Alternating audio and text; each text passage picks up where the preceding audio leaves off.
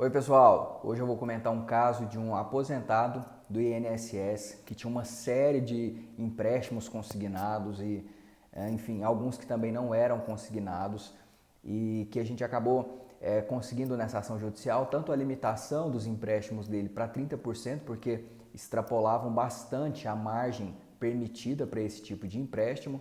Ele estava pagando mais ou menos 60%, 70% da renda bruta dele era utilizada para o pagamento desse tipo de dívida.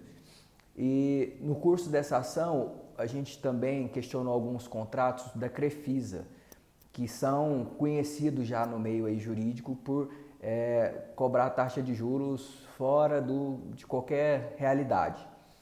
Esse contrato, por exemplo, a taxa de juros dele era de 18,5% ao mês, mais alto do que se você pegar um empréstimo com a agiota, por exemplo, né? E ao ano aí chegava próximo de 700% ao ano dessa dívida. E nessa ação a gente conseguiu revisar esse contrato, revisar essa taxa de juros que foi modificada para a taxa média do mercado daquela época para empréstimos pessoais.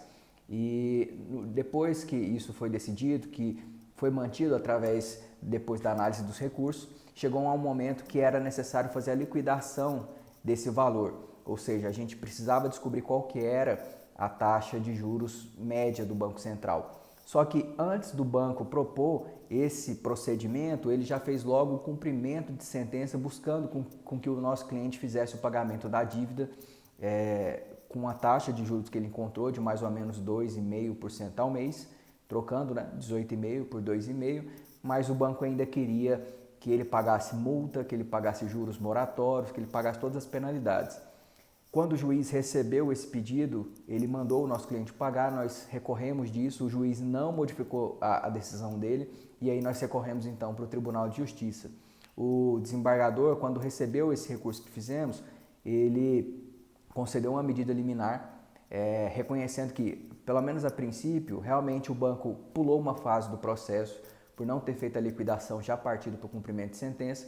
E também outra nossa alegação é de que, como houve a alteração dos encargos do período de normalidade do contrato, o que é isso? Nesse caso específico, a gente conseguiu alterar a taxa de juros.